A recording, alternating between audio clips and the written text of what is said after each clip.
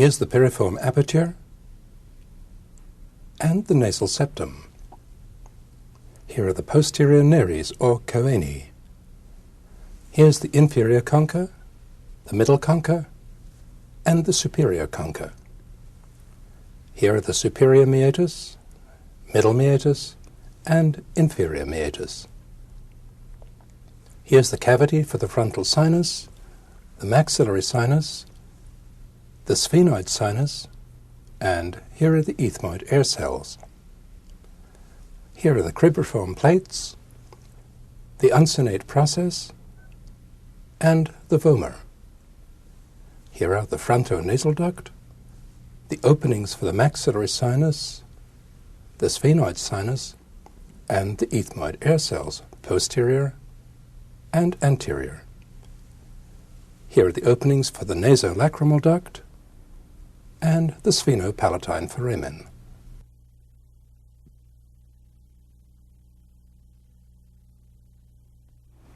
Now that we've looked at the bony features of the nasal cavity, the paranasal sinuses, and the nasopharynx, let's see what this region looks like in the living body.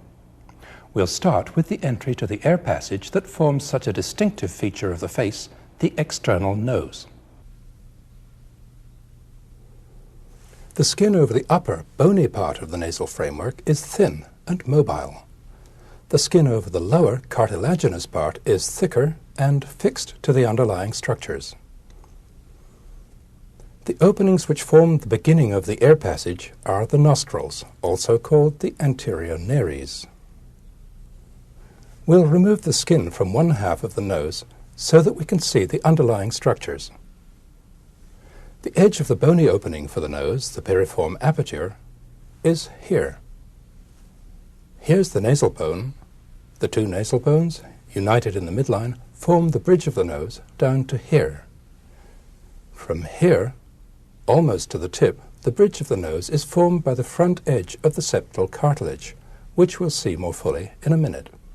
On each side, the framework of the nose is formed by two slender pieces of cartilage, the lateral cartilage and the alar cartilage. The lateral cartilage is thin and flat. In front, it's continuous with the septal cartilage. The alar cartilage has two parts, the lateral crus and the medial crus. The lateral crus forms the curved outer framework of the nostril.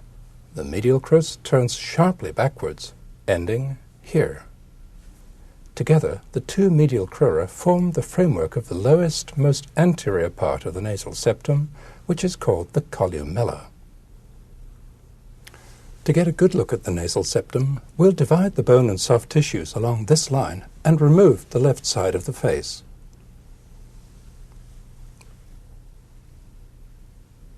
Here's the nasal septum. Before we look at it, let's get oriented. Here's the anterior cranial fossa. Here's the bony palate, or hard palate, with the soft palate extending behind it. Here's the oral cavity. Here's the opening of the right nasal cavity. Behind it is the nasopharynx, which we'll look at in a minute. The nasal septum extends from here behind to here in front. This small part of the septum is covered with skin. The rest of it is covered with this layer of mucous membrane. We'll remove a small piece of the mucous membrane so that we can appreciate its thickness. The highest part of the septum is the specialized olfactory area. It contains some of the fibers and nerve endings of the olfactory nerve, which are the sensory receptors for our sense of smell. The cribriform plate, which the olfactory nerve fibers go through, is at this level. Now we'll remove all the mucous membrane from the septum so that we can see the underlying cartilage and bone. This part of the septum is bone, as we've already seen. This part is formed by the septal cartilage. In this specimen, there's an unusual defect in the cartilage here. In front, the septal cartilage forms the bridge of the nose down to here, then runs downward and backward to attach to this bony prominence on the maxilla, the anterior nasal spine. Now we'll remove the whole of the nasal septum so that we can see the lateral wall and floor of the nasal cavity. The inside of the nostril, up to the lower border of the lateral cartilage, which is here, is called the nasal vestibule. It's lined with skin. The rest of the nasal cavity is lined with mucous membrane. Here are the conchae, superior, middle, and inferior. The mucous membrane that covers them is richly supplied with mucus glands and with blood vessels. The complex surfaces of the conchae have important functions in humidifying the inspired air and warming it. This olfactory area, like the corresponding area on the septum, contains olfactory nerve fibers and nerve endings. All the paranasal sinuses and the nasolacrimal duct for the tears open into the nasal cavity. To see their openings into the nasal cavity, we'll remove the conchae. The inferior concha was here. Here beneath it is the opening for the nasolacrimal duct. Beneath the middle concha, which was here, is a deep groove called the semilunar hiatus. To see where this leads, we'll retract its lower border with this thread. The semilunar hiatus leads into a narrow, irregular side chamber called the infundibulum. The infundibulum receives the openings of the frontal sinus and the maxillary sinus. Sometimes the more anterior ethmoid air cells open into the infundibulum too.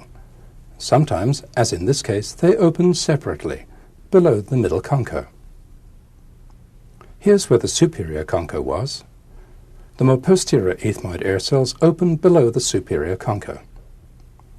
The sphenoid sinus, which is this cavity, opens forwards into the highest part of the nasal cavity, the sphenoethmoidal recess. Here's the frontal sinus cavity in a different specimen. The opening to the frontonasal duct is behind here.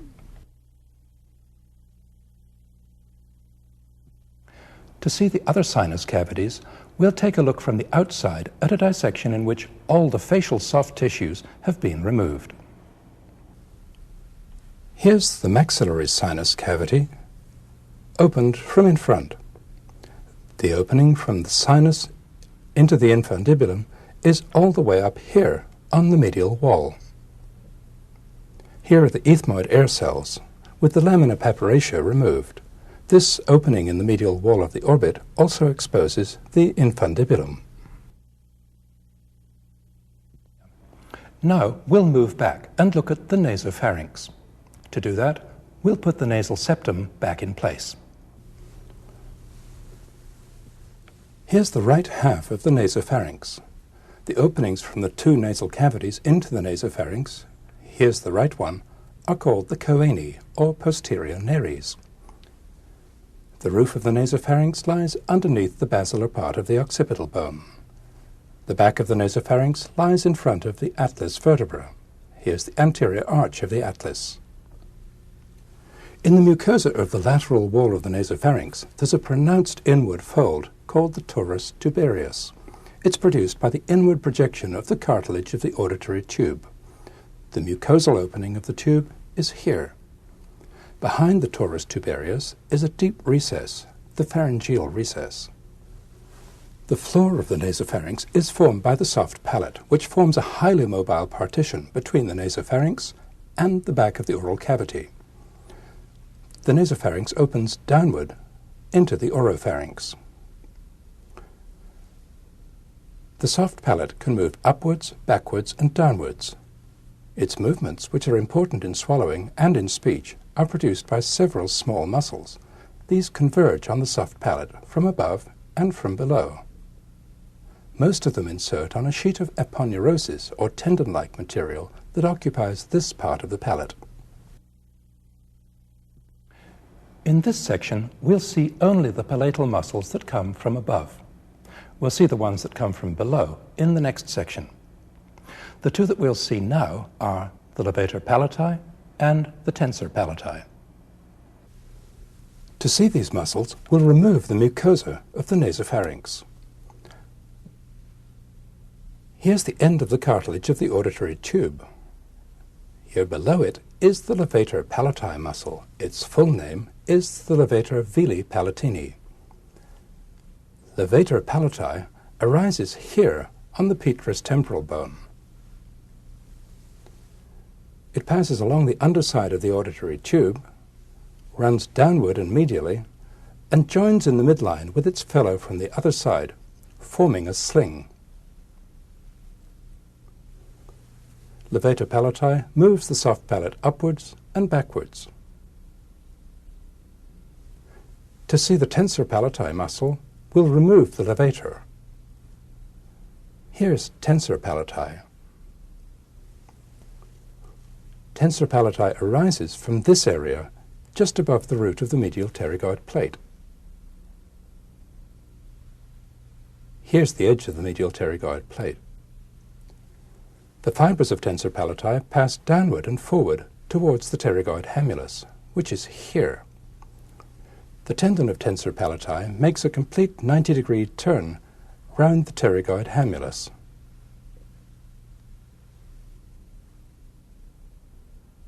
Here's the tendon emerging. It passes medially to insert on the palatal aponeurosis. The action of tensor palati is to tighten the palate when the tongue presses up against it in the act of swallowing. It also may help to open the auditory tube. We'll end this section with a look at the auditory tube. Here's the end of the cartilage of the auditory tube. The cartilage doesn't form a complete tube. It's open on the underside. Here's the cut edge of the mucous membrane, which forms the real auditory tube. It passes backwards and laterally to reach the cavity of the middle ear. The function of the auditory tube is to keep the pressure inside the middle ear the same as the pressure outside it. Now, let's review what we've seen of the upper part of the air passage.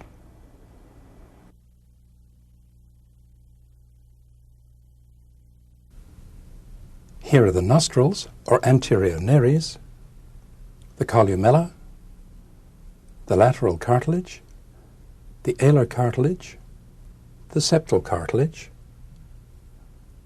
the nasal vestibule, and the olfactory area.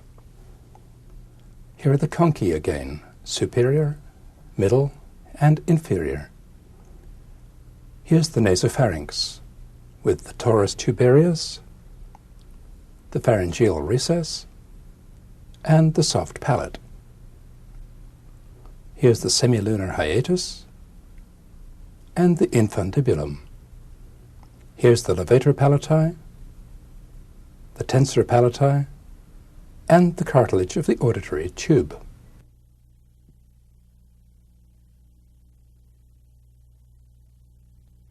That brings us to the end of this section on the upper part of the air passage. In the next section, we'll look at the upper and lower jaws and the oral cavity.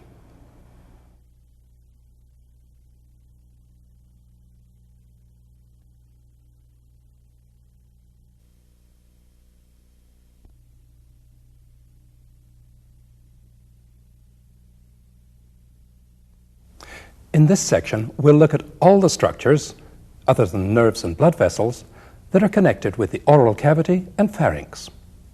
We'll look at the upper and lower jaw and the muscles of mastication. Then we'll look at the hyoid bone and the tongue and their muscles. Then we'll see the muscles of the cheek and lips. Then the teeth and the salivary glands. And lastly, we'll look at the pharynx. It's going to be a long section. Don't aim to watch it all at once. In looking at the jaws, we'll start, as always, with the bones. The word jaw is used in two ways. When we speak of jaws, in the plural, we're referring to both the upper jaw, the maxilla, and the lower jaw, the mandible. When we say jaw in the singular, as in jaw movement or jaw bone, we're referring to the mandible. We'll take a good look at the mandible in a minute. Before doing that, let's take a fresh look at the parts of the facial skeleton that we'll be seeing in this section. Here's the zygomatic arch, enclosing the the temporal fossa, and the infratemporal fossa. Here's the joint surface of the temporomandibular joint, with the external auditory meatus and the styloid process just behind it. Here are the pterygoid plates, with the pterygoid fossa between them. This sharp projection, just medial to the temporomandibular joint, is the spine of the sphenoid bone.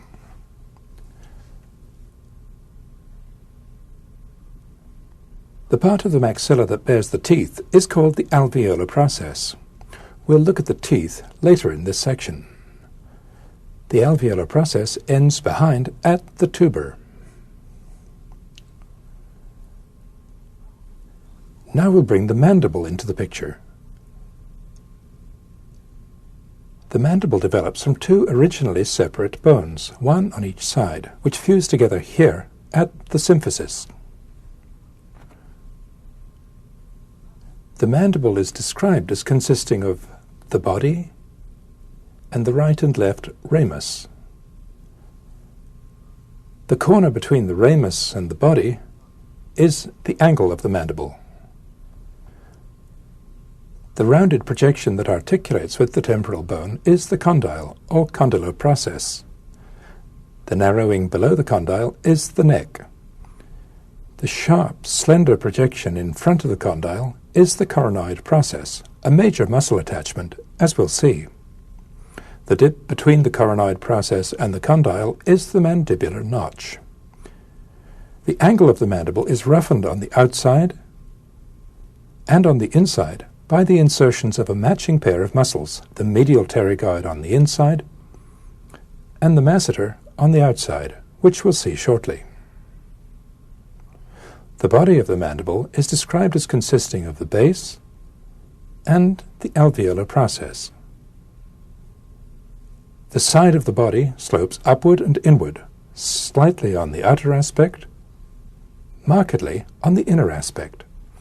The posterior part of the alveolar process bulges medially above this hollow, the submandibular fossa. This projection in the midline is the mental protuberance. On the inside, this roughened area is the mental spine. Two pairs of muscles are attached here, the geniohyoid and genioglossus muscles.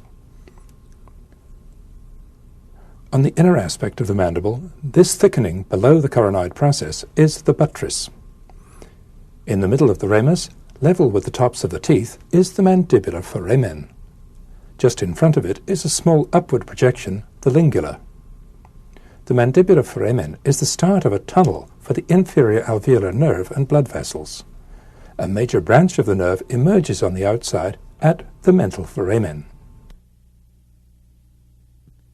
Now that we've seen the mandible, let's take a look at the joint that enables it to move, the temporomandibular joint.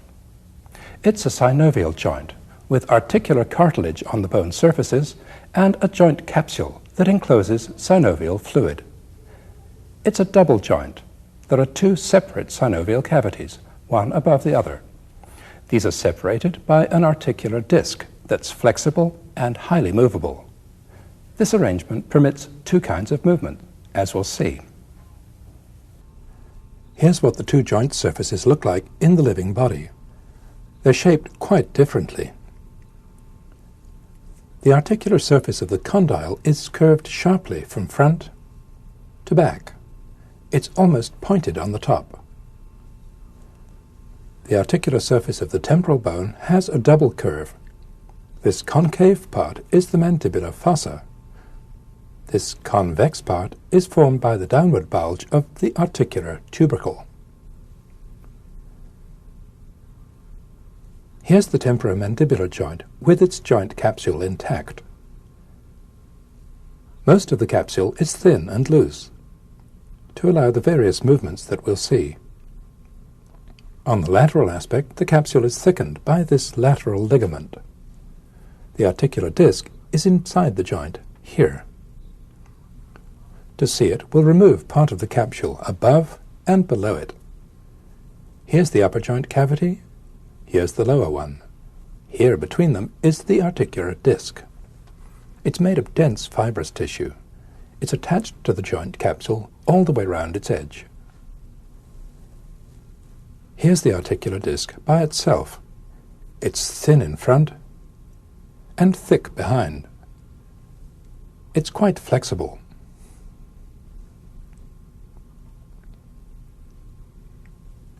The two kinds of movement that can occur at the temporomandibular joint are a hinging movement and a forward and backward gliding movement.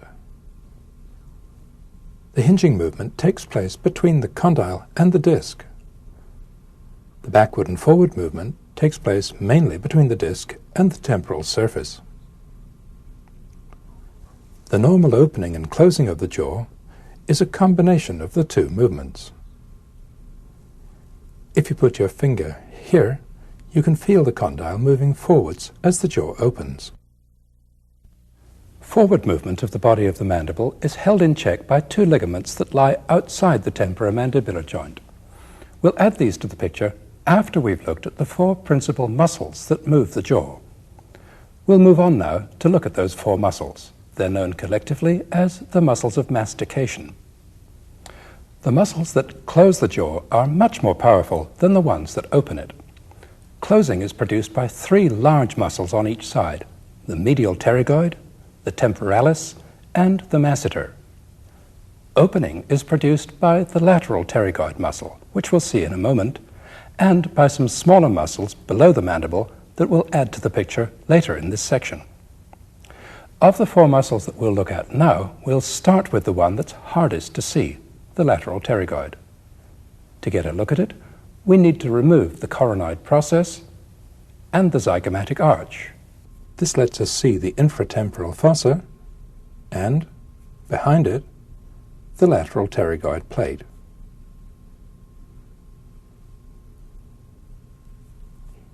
Here's the lateral pterygoid muscle. It's quite small.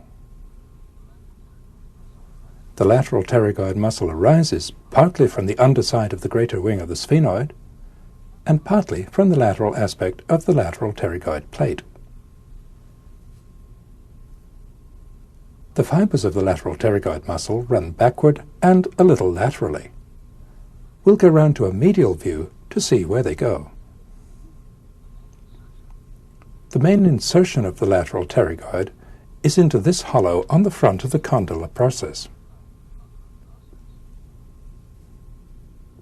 The lateral pterygoid also inserts onto the capsule of the temporomandibular joint and into the front edge of the articular disc. These windows in the capsule were made artificially, as in the shot that we saw previously. Now that we've seen the lateral pterygoid, we'll add the medial pterygoid muscle to the picture. The medial pterygoid muscle is larger than the lateral pterygoid and runs in a quite different direction. The medial pterygoid muscle arises from both the pterygoid plates, the medial aspect of the lateral one and the lateral aspect of the medial one, also from this corner of the maxilla, the tuber. The fibers of the medial pterygoid muscle run downwards, backwards, and laterally. They insert here along the inner aspect of the angle of the mandible. Before adding the next muscle, the temporalis, to the picture, we'll put the coronoid process back in place, since that's where the temporalis inserts. Here's temporalis, the largest of the muscles of mastication. It's shaped like a fan. The temporalis arises from the wide area on the side of the skull that lies within the temporal line. The fibers of temporalis converge from above and from behind on the coronoid process. They insert on the outer aspect and the inner aspect of the coronoid process, and also here on the anterior part of the ramus of the mandible.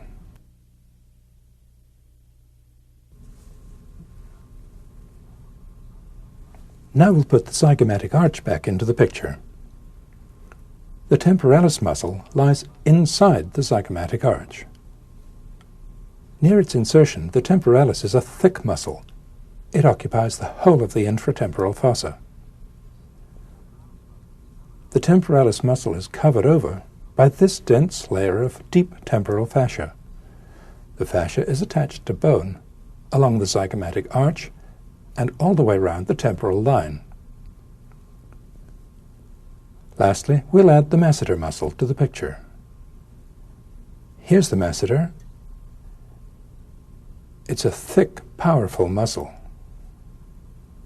The masseter arises from the anterior 2/3 of the lower border of the zygomatic arch on its outer aspect,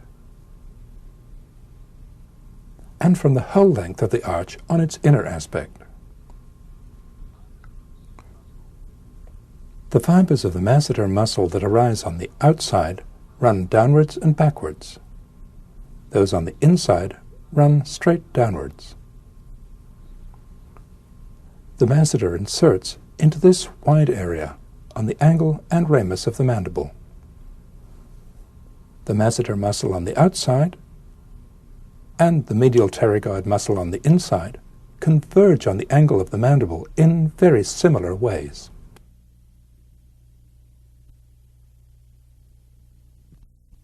Now, let's take a look at the actions of the muscles that we've just seen. The action of closing the jaw is performed by the upward pull of the temporalis, the masseter, and the medial pterygoid muscles.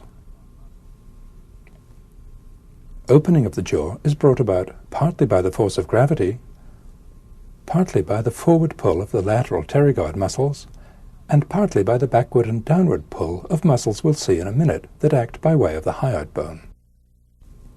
We've not yet seen the two accessory ligaments that restrain forward movement of the mandible. These are the stylomandibular ligament and the sphenomandibular ligament.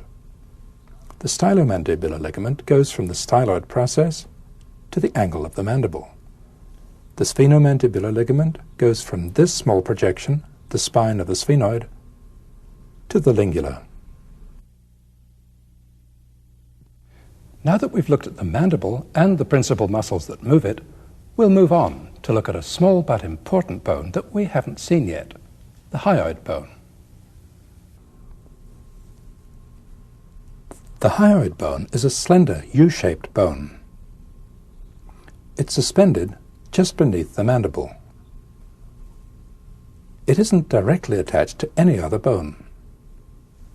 You can feel your own hyoid bone here, and you can move it from side to side.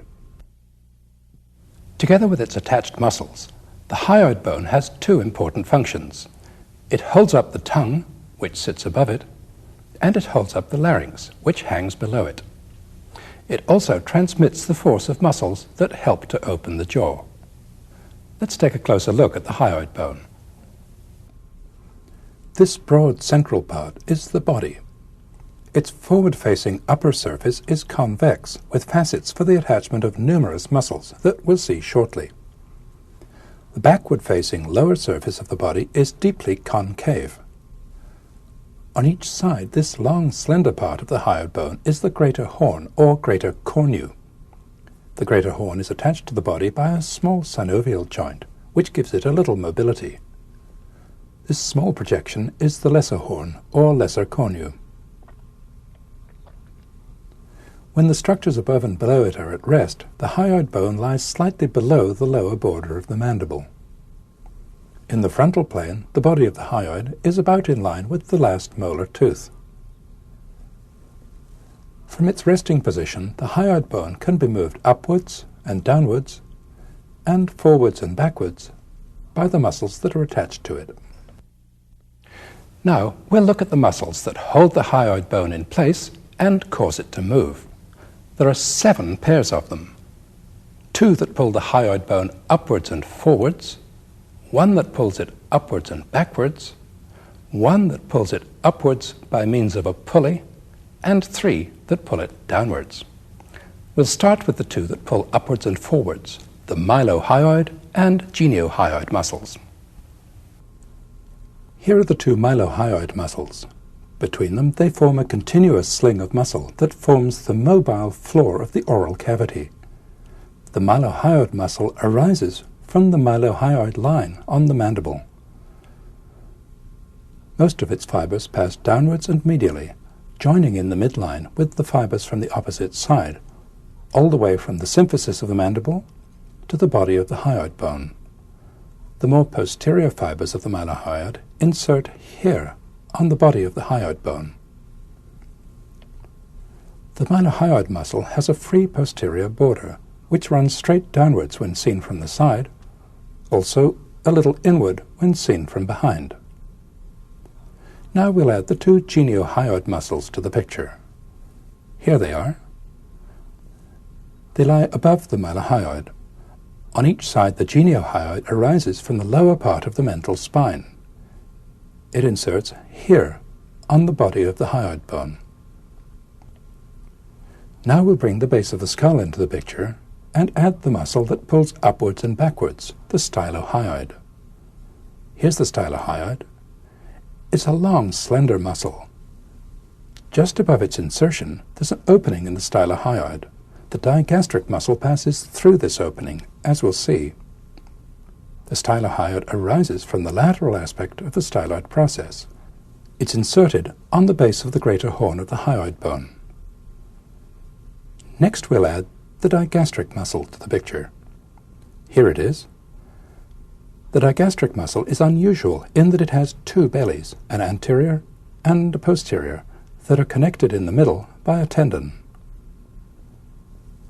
The posterior belly of the digastric arises here from the digastric notch on the underside of the temporal bone and from the medial aspect of the mastoid process. The origins of the sternocleidomastoid and splenius muscles, which have been removed in this dissection, lie lateral to it. The posterior belly narrows to a tendon which passes between the two slips of the stylohyoid. The digastric tendon then passes through a sling of fibrous connective tissue by which it's tethered to the hyoid bone here. The tendon then broadens out into the anterior belly of the digastric, which runs almost straight forward beneath the mylohyoid.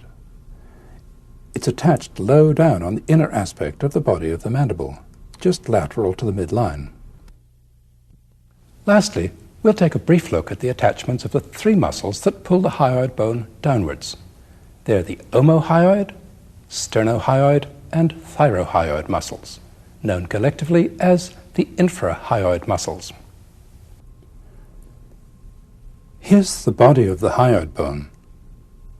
Here's the upper end of the omohyoid muscle, which goes all the way down to the scapula. Medial to it is the sternohyoid muscle, which goes to the sternum. Behind these two is the short thyrohyoid muscle, which goes down to a structure we haven't seen yet, the thyroid cartilage. These muscles insert on the edge of the body of the hyoid bone, the thyrohyoid here, the omohyoid here, and the sternohyoid here. We'll see these three muscles more fully later in this tape. The infrahyoid muscles pull the hyoid bone downwards. Acting together with the digastric muscle, the infrahyoid muscles assist in opening the jaw. The actions of the other hyoid muscles that we've seen are evident from the direction of their fibers. Now that we've seen the hyoid bone and the muscles that hold it in place and move it, we'll move on to look at the tongue. The shape of the mobile anterior part of the tongue is familiar to us from everyday encounters. What's perhaps surprising is how much of the tongue we don't see from in front. The tongue goes a long way back and a long way down. To understand the overall shape of the tongue, let's look at a specimen that's been divided in the midline. All this is the tongue, right back to here. The tongue consists almost entirely of muscle, covered by specialized mucous membrane. The freely mobile anterior part of the tongue almost fills the oral cavity. The massive posterior part of the tongue, which is much less mobile, faces backwards into the oropharynx. This structure below and behind the back of the tongue is the epiglottis. We'll see it in the next section. To get a look at the intact tongue, we'll look at a specimen consisting of just the tongue, the mandible, and the hyoid bone. Here's the mylohyoid muscle. The body of the hyoid bone is here. Here's the greater horn. We'll look at the outside of the tongue first. The tongue is covered with mucous membrane on top, on the sides, and also here in front on the underside. The mucous membrane of the tongue is continuous with the mucous membrane that covers the floor of the mouth and the alveolar process. There's a deep valley between the alveolar process and the side of the tongue. This projecting fold in the midline is the frenum. On either side of it, the submandibular ducts open, as we'll see later.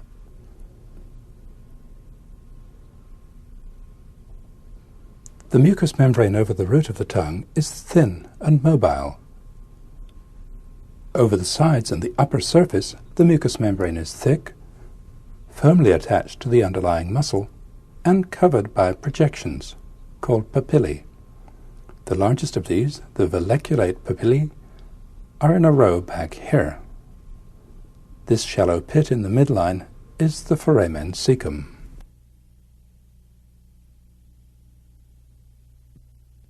The muscles that form the bulk of the tongue are intrinsic muscles, which run from one part of the tongue to another, and extrinsic muscles, which are attached to bone. There are 3 extrinsic muscles on each side. Of these, the 2 largest, which we'll see now, are hyoglossus and genioglossus. The other one, styloglossus, we'll see later. To get a view of the major extrinsic muscles, we'll divide the mandible along this line and remove the ramus and the alveolar process. We'll also remove all of the mucous membrane from this line downwards. Here are the hyoglossus and genioglossus muscles, which together form the root of the tongue. To see the full extent of genioglossus, we'll remove hyoglossus for a moment. All this is genioglossus. Genioglossus arises just above the geniohyoid from the upper part of the mental spine. Its fibers fan out, the highest ones arching forward almost to the tip of the tongue, the lowest ones running straight backward to the most posterior part of the tongue. Genioglossus compacts the tongue and pulls it forwards. Now we'll put hyoglossus back in the picture. Hyoglossus is a thin, flat sheet of muscle. Its fibers run upwards and forwards. Hyoglossus arises from the whole length of the greater horn of the hyoid bone. Here's the greater horn, and ends here along the side of the tongue. Hyoglossus flattens the tongue and pulls it backwards and downwards. Here alongside hyoglossus is the 3rd extrinsic tongue muscle, styloglossus, coming in from behind. We'll see it later. Here's the mylohyoid muscle, seen from behind. The space between the mylohyoid and hyoglossus muscles is the pathway for the nerves to the tongue and the submandibular duct, as we'll see in the next tape. The intrinsic muscles of the tongue, which we won't look at in detail, run both longitudinally and transversely above and between the extrinsic muscles. They're responsible for many of the fine movements that are involved in handling food and in speech. We've looked at a lot of muscles in this section: the muscles of mastication, the muscles of the hyoid bone, and the extrinsic tongue muscles. Later in this section, when we look at the salivary glands and at the pharynx, we'll have a chance to see how all the muscles fit together that we've seen up to now. Before we move on, let's review the structures that we've seen so far in this section.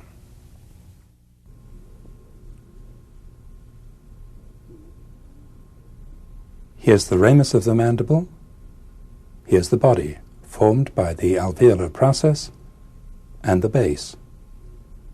Here's the angle, the condyle, the neck, the coronoid process, and the mandibular notch.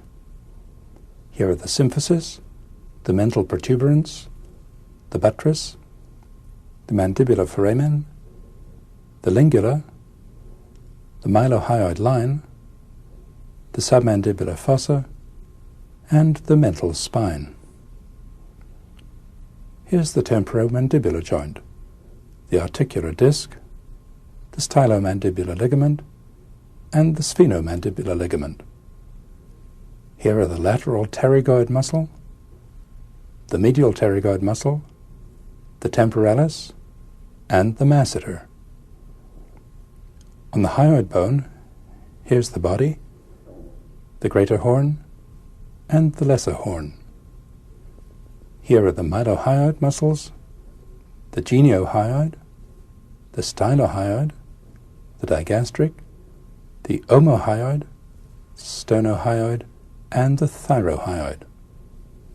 Here's the genioglossus muscle, and here's the hyoglossus.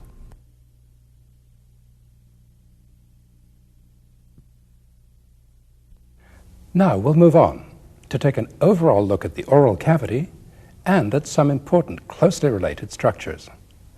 We'll look first at the shape and extent of the oral cavity. Then we'll look at the muscles of the cheek and lips, then at the teeth, then at the salivary glands. To understand the shape of the oral cavity and its extent, we'll look at it in a living model. Here's the tongue, here's the palate, here's the inner aspect of the alveolar process of the maxilla and of the mandible. The alveolar processes of the maxilla and mandible, together with the upper and lower teeth, project into the oral cavity from above and below. They divide the oral cavity into an inner part and an outer part. The upper and lower gums, or gingivae, are formed by mucous membrane that covers the alveolar processes on the outside and on the inside. The outer part of the oral cavity, the vestibule, lies between the teeth and gums on the inside and the cheek and lips on the outside.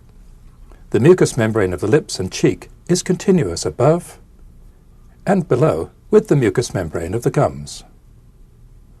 The inner part of the cavity is closed off above by the hard palate and further back by the soft palate, which ends back here at the uvula.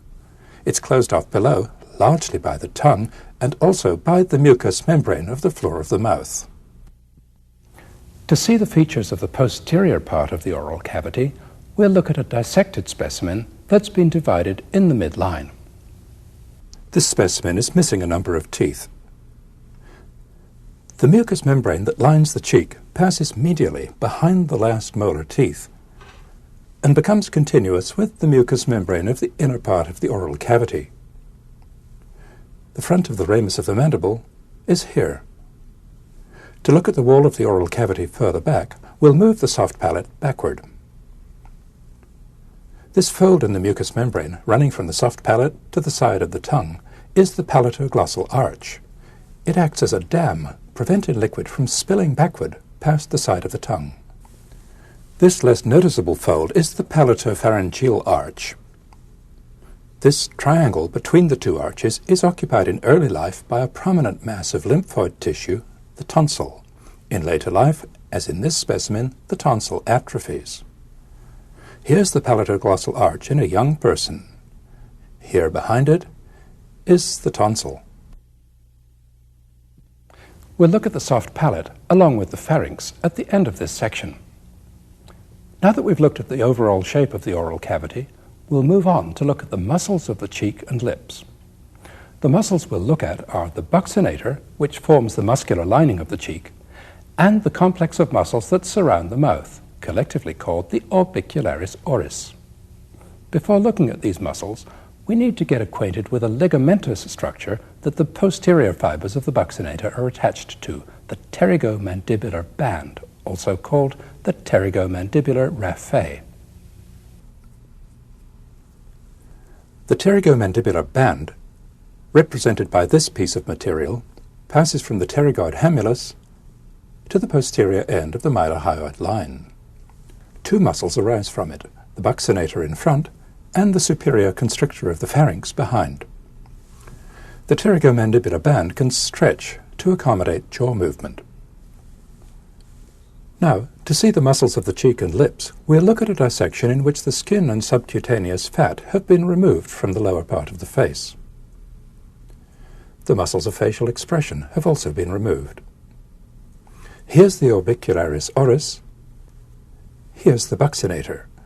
The two are closely associated. We'll look at the buccinator first. Here it's partly hidden by the masseter muscle, which we'll remove. The buccinator is a thin pouch of muscle that closely follows the contours of the mucous membrane of the vestibule. It has a long line of origin. The buccinator arises from the maxilla and from the mandible along these lines. Above, the line of attachment curls round behind the tuber of the maxilla. Below, it curls round onto the buttress of the mandible. Between these 2 points, the most posterior fibers of the buccinator arise from the pterygomandibular band. The buccinator muscle passes forward and divides at the corner of the mouth. Its fibers continue forwards to become the deepest part of the orbicularis oris. The orbicularis oris muscle complex surrounds the opening of the mouth. It consists partly of intrinsic fibers, but it's formed mainly by the fibers of other muscles, on the deep aspect by the continuing fibers of the buccinator, and on a more superficial level by these muscles of facial expression. We'll take a good look at them in the last section of this tape. The action of the orbicularis muscle is to press the lips together, closing the mouth. The action of the buccinator is to prevent the cheek from distending when we raise our intraoral pressure. When we let the buccinators relax, this happens. Now that we've looked at the muscles of the cheek and lips, we'll move on to look at the teeth. These are the lower teeth of a young adult. In the full dentition, there are 16 teeth above and 16 below, 32 in all. In each quadrant, there are 2 incisors, 1 canine, 2 premolars, and 3 molars. This individual's 3rd molars have been removed. The incisor teeth are flat and chisel-shaped. The canine teeth have a crown that's cone-shaped and a massive root which forms a prominence in the gum. The premolar teeth are broad and short from front to back. They have 2 projecting cusps. The molars are longer from front to back than the premolars and have from 3 to 5 cusps.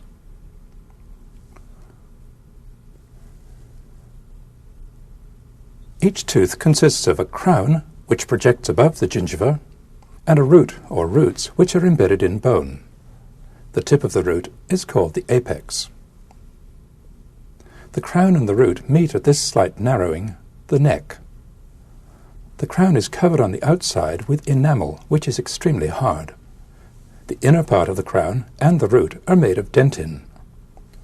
The tooth is fixed to the surrounding bone by a layer of specialized periosteum, the periodontal membrane or ligament. The space within the tooth is the pulp cavity. The pulp of the tooth contains blood vessels and nerves, which enter through the apical canal. The incisors and canines have 1 root. The premolars have a single root that's forked at the end. The molar teeth have multiple roots. The upper ones have 3. The lower ones usually have 2. Now that we've looked at the teeth, we'll move on to look at the glands that produce saliva, the salivary glands. There are 3 salivary glands: the parotid gland on the side of the face, the submandibular gland beneath the body of the mandible, and the sublingual gland in the floor of the mouth. We'll look at the parotid gland first. Part of the parotid gland lies superficially in the posterior part of the cheek.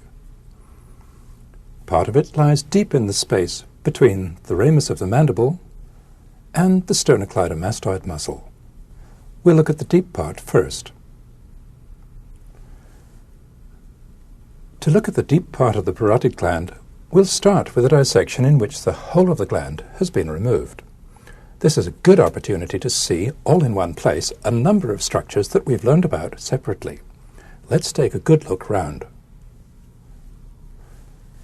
Here's the posterior border of the ramus of the mandible. Here's the zygomatic arch. Here's the external auditory meatus. Here's the mastoid process. Here's the sternocleidomastoid muscle. Here's the masseter muscle. Here's the space that's occupied by the deep part of the parotid gland. Here's the posterior belly of the digastric muscle lying deep to the sternocleidomastoid. Here's the styloid process and the stylohyoid muscle. Here, emerging behind the styloid process, is the trunk of an important nerve, the facial nerve. The facial nerve, which provides the motor innervation to all the muscles of facial expression, has an important relationship to the parotid gland. It runs right through it, dividing into several branches as it does so. Now that we've seen the space that's occupied by the deep part of the parotid gland, we'll add the deep part of the gland to the picture. Here's the cut surface of the parotid gland. Again, here are the sternocleidomastoid muscle, the masseter, and the ramus of the mandible. Before we add the superficial part of the parotid gland, we'll add the facial nerve to the picture. Here's the trunk of the facial nerve, entering the parotid gland from behind. The branches of the facial nerve fan out, upwards, forwards, and downwards. We'll take a more complete look at the facial nerve in the next tape in the series. Here, we're concerned only with its relationship to the parotid gland.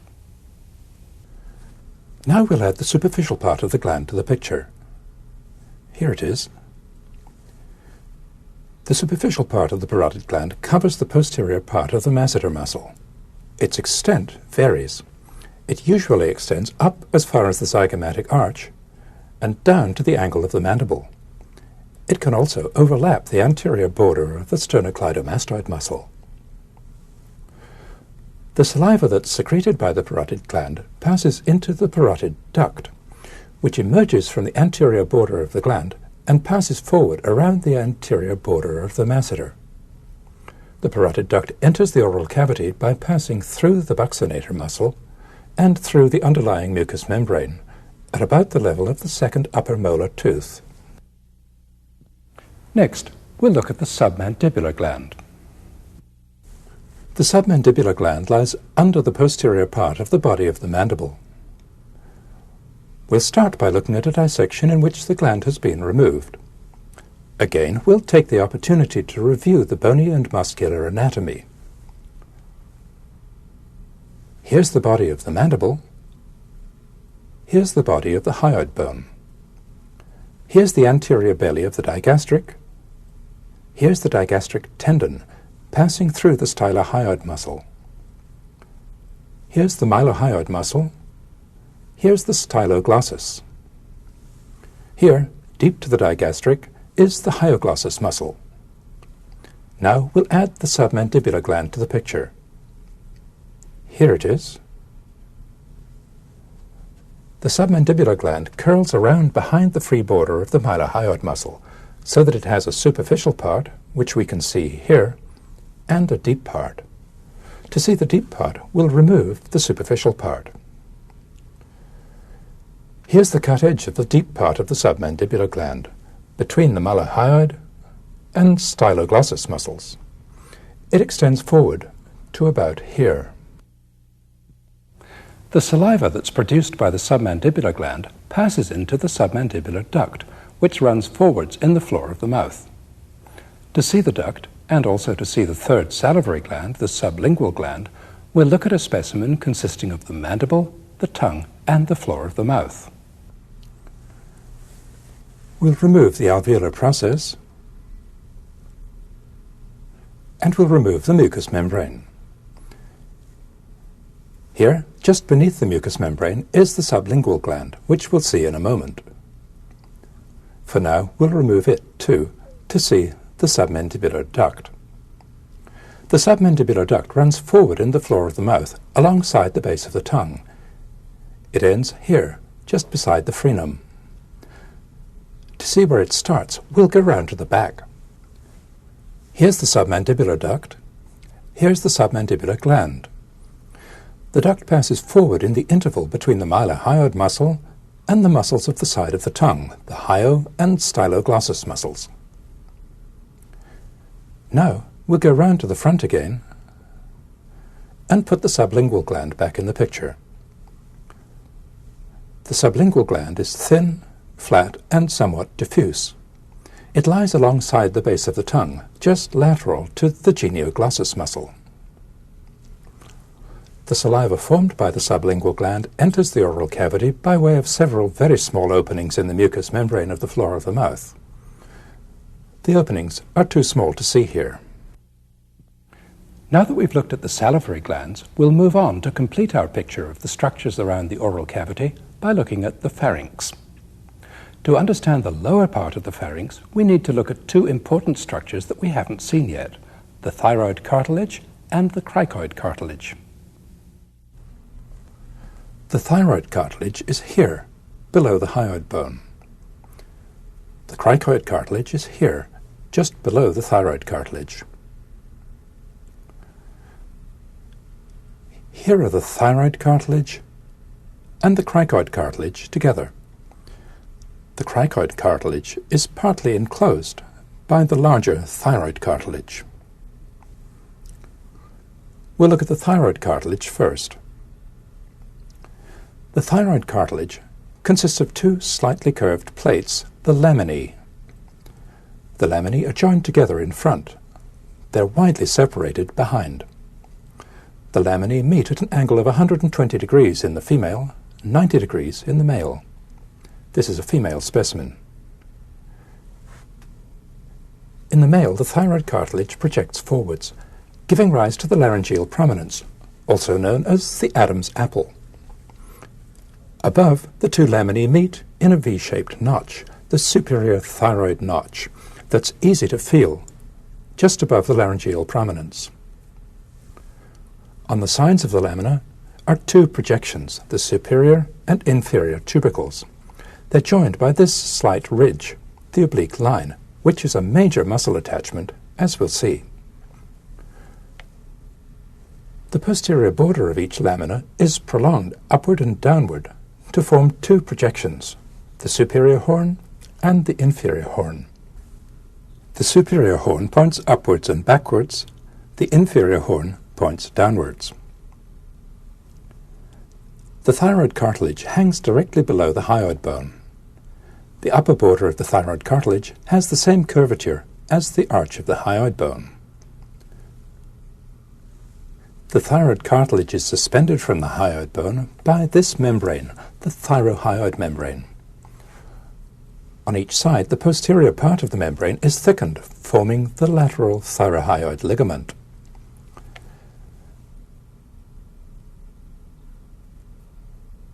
The inferior horn of the thyroid cartilage articulates with the cricoid cartilage at the cricothyroid joint. Unlike the thyroid cartilage, which is open at the back, the cricoid cartilage forms a complete ring. Let's look at the cricoid cartilage by itself. It's much taller behind than in front. The narrow part in front is the arch. The tall part behind is the lamina. The inferior horn of the thyroid cartilage articulates here. Below, the cricoid cartilage is continuous with the upper end of the trachea. The cricoid and thyroid cartilages form the framework for the larynx. We'll see them in that context in the next section of this tape. We're concerned with them in this section because they also give attachment to some important muscles of the lower part of the pharynx. Now that we've seen them, let's look at the pharynx. To get a view of the pharynx from the side, we'll start with a dissection in which all the neck muscles are present. The only parts of the pharynx we can see are here and here.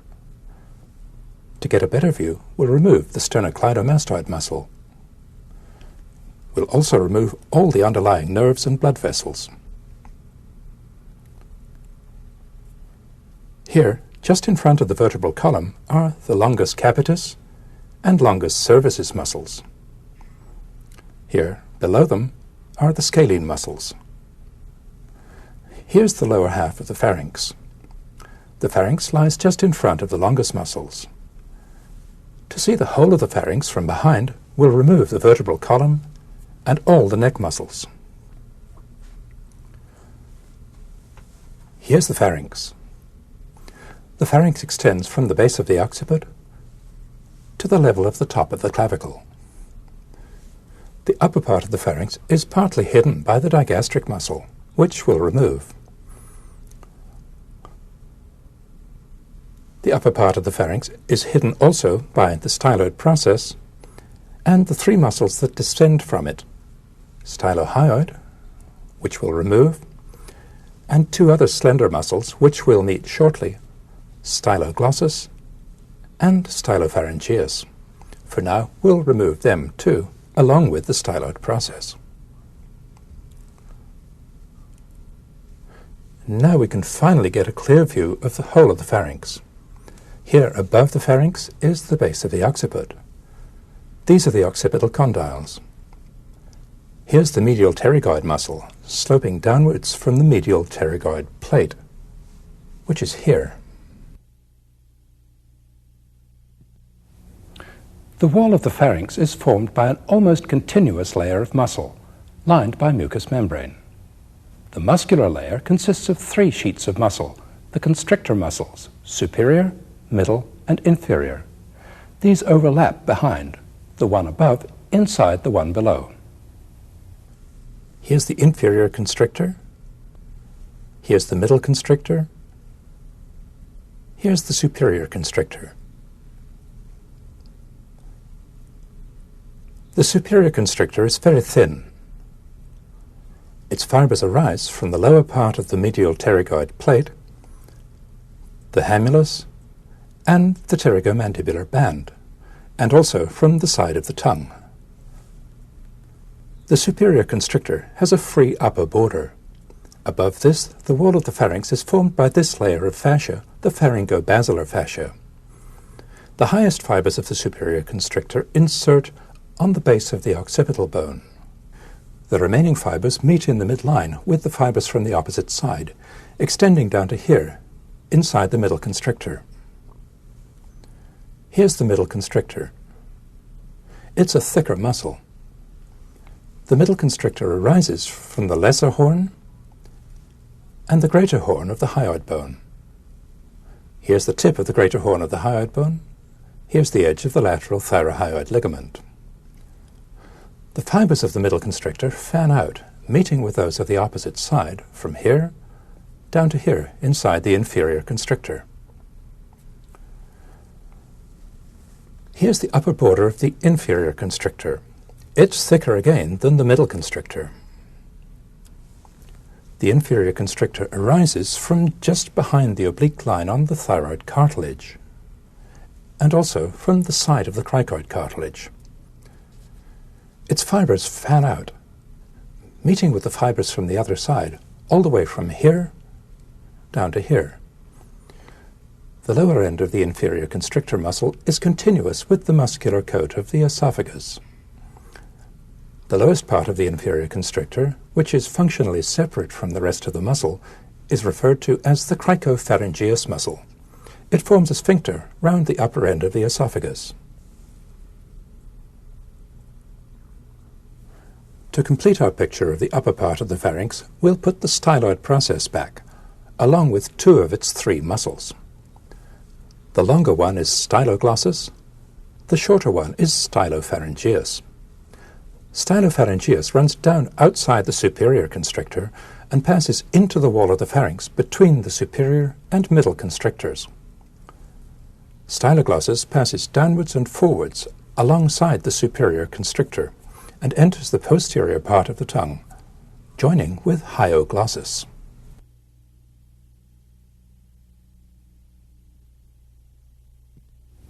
To complete our picture of the pharynx, we'll look at a specimen that's been divided in the midline.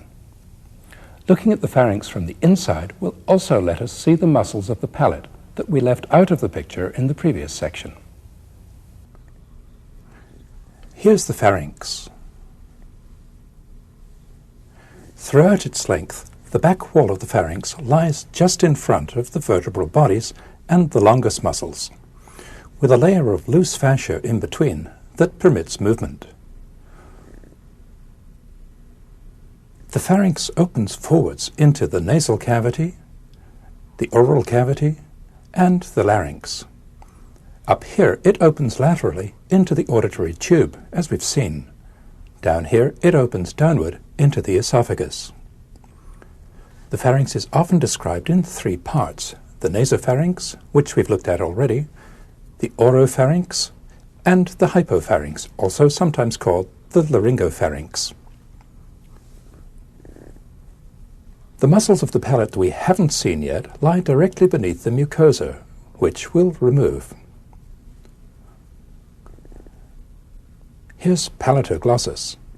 It arises here from the palatal aponeurosis and passes downwards and forwards to insert on the side of the tongue. Palatoglossus pulls the soft palate downward and forward. Here's palatopharyngeus. It arises partly from the edge of the hard palate, partly from the palatal aponeurosis. Palatopharyngeus passes downwards and backwards to blend with an almost continuous layer of longitudinal muscle that lines the lower part of the pharynx. The lowest fibers of palatopharyngeus insert here on the posterior border of the thyroid cartilage. The palatopharyngeus muscle lies inside the constrictor muscles, hiding them almost completely in this medial view. From here, we see only the upper part of the superior constrictor. We'll take a closer look at it. Here's the upper free border of the superior constrictor muscle. Coming in towards us from above are structures that we met earlier in this tape: the levator palati muscle, the tensor palati muscle, and the cartilage of the auditory tube. Now let's review what we've seen of the oral cavity, the muscles of the cheek and lips, the teeth, the salivary glands, and the pharynx.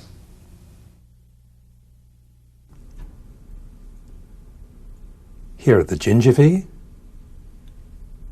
the hard palate, the soft palate, and the uvula. Here are the palatoglossal arch and the palatopharyngeal arch. Here's the tonsil. Here's the pterygomandibular band, the buccinator muscle, and the orbicularis oris muscle.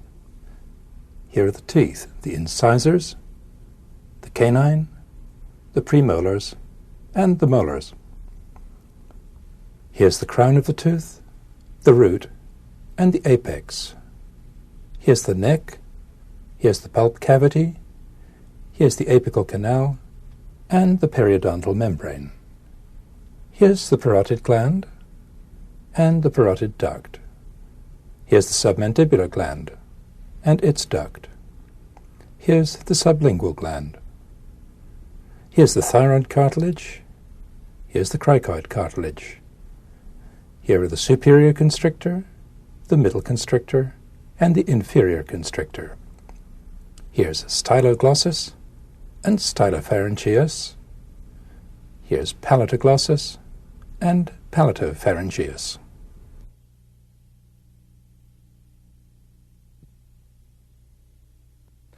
That brings us to the end of this long section on the oral cavity and the structures that surround it. In the next section, we'll look at the larynx and its surrounding structures.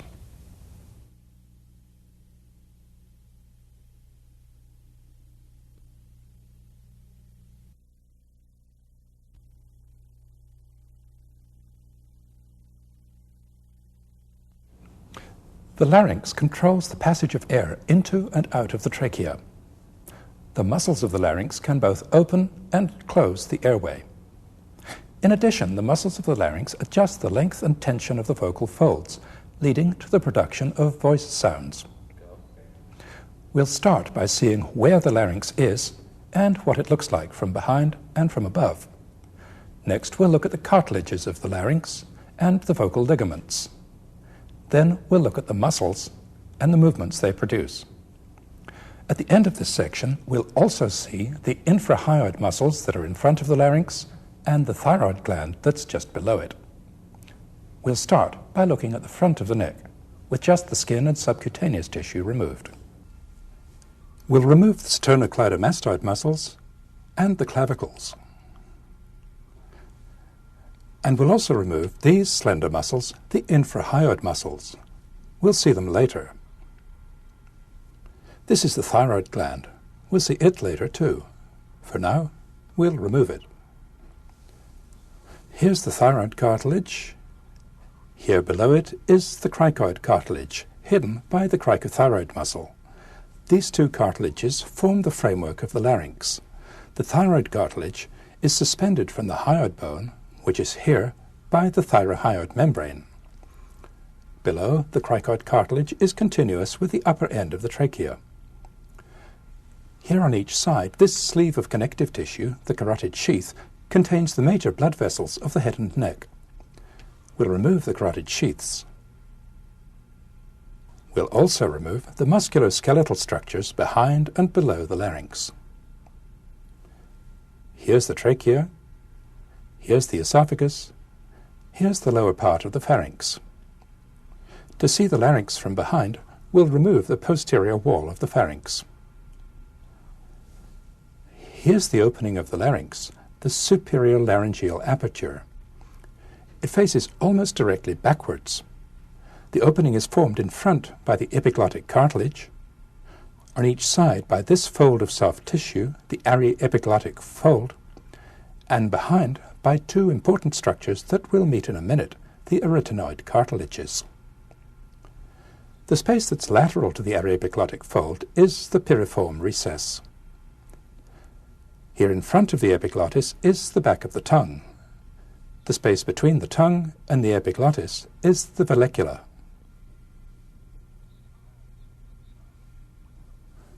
To see the larynx from inside, we'll look at a specimen that's been divided in the midline. Here's the epiglottis. Here's the aryepiglottic fold. Here's the divided thyroid cartilage and the divided arch and lamina of the cricoid cartilage. The important features of the wall of the larynx are this small side cavity, the vestibule, and these two folds in the mucous membrane, the vestibular fold above and the vocal fold below. Just beneath the mucosa of the vocal fold is an important structure, the vocal ligament, which we'll see shortly. Here's the larynx in the living body, seen from above with an endoscopic camera. Here's the epiglottis. Here's the left aryepiglottic fold. Here are the vestibular folds. Here are the vocal folds. Here between them, we're looking down through the vocal opening into the trachea.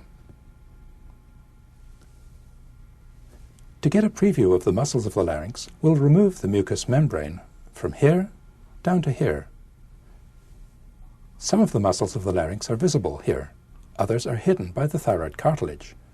We'll see these muscles later in this section. Before we look at the muscles, we need to take a further look at the cartilages of the larynx. Then we need to understand the vocal ligaments and the vocal opening. In looking at the cartilages, we'll first revisit the thyroid and cricoid cartilages, which we saw in the last section. Then we'll add to our picture the epiglottic cartilage and the small but important arytenoid cartilages. We took a good look at the thyroid cartilage and the cricoid cartilage in the last section. As we saw, the two cartilages articulate here. When the arch of the cricoid moves up and down, the top of the lamina moves backward and forward. The two cartilages are held together at the front by the strong cricothyroid membrane, which is part of a larger structure, as we'll see later. Now we'll add the epiglottic cartilage to the picture. The epiglottic cartilage is shaped like a leaf, with a slender stem that's attached here to the thyroid cartilage. The epiglottic cartilage is also attached to the body of the hyoid bone by fibrous tissue that runs through this pad of fat. The epiglottic cartilage is covered by mucous membrane here on the back and on the front down to here. The epiglottic cartilage is highly flexible. Next we'll add the arytenoid cartilages to the picture. Here they are. The arytenoid cartilages, which are highly mobile, sit on top of the lamina of the cricoid cartilage, just to each side of the midline. They articulate with the cricoid cartilage at these two surfaces. Here's the right arytenoid cartilage seen from behind. This tall upward projection is the colliculus. This pointed forward projection is the vocal process. The vocal ligament is attached here. On the underside, this inward-facing articular surface articulates with the cricoid cartilage. Next to the articular surface, this projection on the lateral aspect is the muscular process. Muscles are attached to the muscular process and also to the lateral border and to this broad convex surface which faces forwards. The top of the colliculus is prolonged by this tiny corniculate cartilage which faces backwards. In the intact larynx, the arytenoid cartilages are here. When seen from the side, the arytenoid cartilage is here, with the vocal process just in line with the vocal fold. The arytenoid cartilages can move laterally and medially, and they can rotate about a vertical axis. When the muscular process moves backward and forward, the vocal process is abducted and adducted. Now that we've looked at the skeleton of the larynx, it's time to get acquainted with the vocal ligament and the vocal opening. To see the vocal ligament, we'll look at a specimen in which the lamina of the thyroid cartilage has been removed on the right side. Here are the vocal processes of the arytenoid cartilages. We'll add the vocal ligaments to the picture. Here they are. The vocal ligaments run from the thyroid cartilage in the midline to the tips of the vocal processes of the arytenoid cartilages. They're fixed in front and highly mobile behind. Their tension is affected by the tilt of the cricoid cartilage. The gap between the vocal ligaments is affected by rotation of the arytenoid cartilage. The vocal ligament isn't an isolated structure. It's the free upper border of this cone-shaped sheet of membrane, the conus elasticus. The conus elasticus is attached below, all the way along the upper border of the cricoid cartilage. Its upper border, which is free from here to here, forming the vocal ligament, is attached further back to the arytenoid cartilage. The anterior part of the conus elasticus is firmly attached to the thyroid cartilage, forming the cricothyroid ligament, which we saw earlier. Here's the right half of the larynx with the mucous membrane intact. The conus elasticus is just beneath the mucous membrane, here. The mucous membrane is closely attached to the vocal ligament and also to the inner aspect of the arytenoid cartilage. At the level of the vocal folds, there's a narrowing between the walls of the larynx. Its anatomic name is the rima glottis, but in this tape we'll refer to it as the vocal opening. Its shape is extremely variable, depending on the movements of the arytenoid cartilages. Here's the vocal opening in a living person, seen from above. In quiet breathing, the opening is diamond-shaped. When we breathe deeply, it widens to a triangle. When we speak or sing, it narrows to a slit. When we hold our breath, it closes completely. Now we'll look at the muscles that produce movement between the cartilages of the larynx.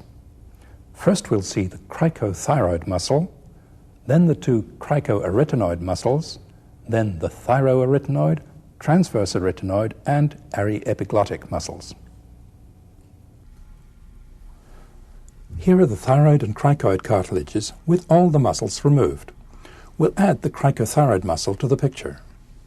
Here it is. The cricothyroid muscle arises from here on the cricoid cartilage. It inserts on the thyroid cartilage, partly here on the lower border, and partly here on the inner aspect of the lamina. The cricothyroid muscle pulls the arch of the cricoid cartilage upwards. In doing so, it pulls the arytenoid cartilages backwards, making the vocal folds longer and tighter. To see the remaining muscles, we'll remove this half of the thyroid cartilage together with the cricothyroid muscle. Here are the internal laryngeal muscles. To begin understanding them, we'll take them all out of the picture for a moment. Here's the cricoid cartilage. Here's the arytenoid cartilage. Here's the conus elasticus. The vocal ligament is up here. This is the mucosa of the vestibule. The first muscles to add are the two cricoarytenoid muscles. Here's the posterior one. Here's the lateral one. They both converge on the muscular process of the arytenoid cartilage. The posterior cricoarytenoid muscle arises from here on the back of the lamina of the cricoid cartilage. The lateral cricoarytenoid muscle arises from the upper border of the cricoid cartilage. The posterior cricoarytenoid pulls the muscular process backwards. This rotates the arytenoid cartilage, thus widening the vocal opening. The lateral cricoarytenoid pulls the arytenoid cartilage forwards and laterally, producing a maximal widening of the back of the vocal opening. The cricoarytenoid muscles act to widen the vocal aperture in two different ways. The next two muscles that we'll see, the thyroarytenoid and transverse arytenoid muscles, act to shorten and narrow the vocal opening. We'll add the thyroarytenoid muscle to the picture first. Here it is. The thyroarytenoid muscle arises from here on the inner aspect of the thyroid cartilage. It inserts here in front of the lateral border of the arytenoid cartilage. Next we'll add the transverse arytenoid muscle. Here it is. The transverse arytenoid muscle, also called the arytenoideus, is a sheet of muscle that bridges the gap between the posterior surfaces of the two arytenoid cartilages. Let's see how these two muscles work. Contraction of the thyroarytenoid muscle rotates the arytenoid cartilage inward and pulls it forward, along with the cricoid cartilage. This action slackens the vocal ligaments and shortens the vocal opening from front to back. Contraction of the transverse arytenoid muscle brings the two arytenoid cartilages closer together, thus closing the posterior part of the vocal opening. The sphincter action of the last two muscles is augmented by a pair of slender muscles that pass upwards toward the epiglottis, the aryepiglottic muscles. These begin behind the transverse arytenoid muscle, cross the midline, and extend upward and forward a little below the aryepiglottic fold. Acting together, the thyroarytenoid, transverse arytenoid, and aryepiglottic muscles act as a sphincter that can completely close the larynx. We close our larynx every time we swallow, cough, and hold our breath. The most medial part of the thyroarytenoid muscle, which is attached to the vocal ligament, has a special function. It's known as the vocalis muscle. It makes fine adjustments to the tension of the vocal ligament. We'll end this section on the larynx by looking at the structures that are close to it, in front and below, the infrahyoid muscles and the thyroid gland. In addition, we'll see the parathyroid glands. Here again are the thyroid cartilage, the cricoid cartilage, and the trachea. These are the rings of cartilage which reinforce the wall of the trachea. We'll add the carotid sheaths to the picture. Here, just on each side of the trachea, are 2 of the 4 parathyroid glands. They're recognizable by their brownish color. The other 2 parathyroid glands are further down. Next we'll add the thyroid gland to the picture. Here it is. This is the left lobe of the thyroid gland. This is the right lobe. The 2 lobes are connected across the midline by the isthmus.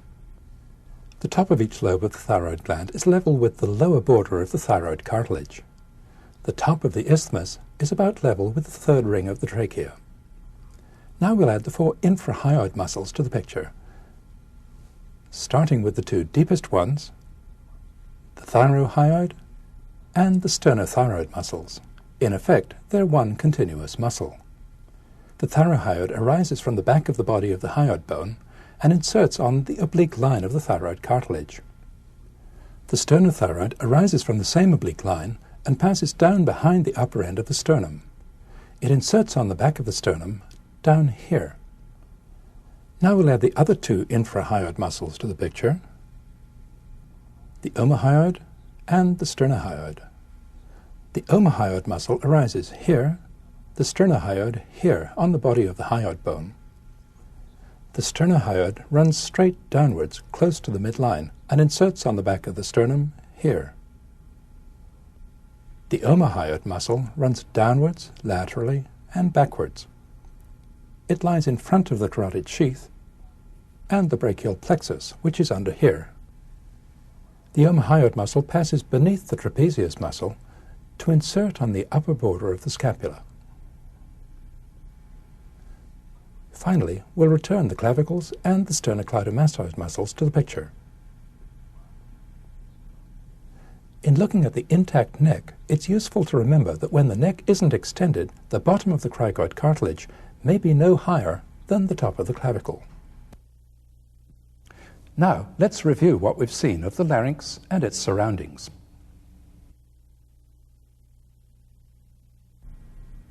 Here's the thyroid cartilage. Here's the cricoid cartilage. Here's the arytenoid cartilage with its colliculus, vocal process, and muscular process. Here's the trachea. Here's the cricothyroid ligament. Here's the conus elasticus. Here are the vocal ligaments. Here's the epiglottis, the aryepiglottic fold, the vallecula, and the piriform recess.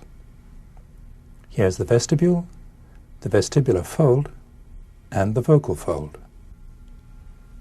Here's the cricothyroid muscle, the cricoarytenoids, posterior and lateral, the thyroarytenoid muscle, and the transverse arytenoid muscle.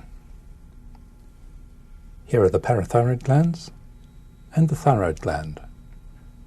Here are the thyrohyoid, sternothyroid, omohyoid, and sternohyoid muscles.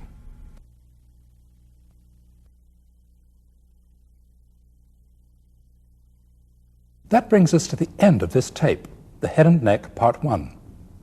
In the next tape, we'll look at the face, the brain, the blood vessels and nerves of the head and neck, the eye, and the ear.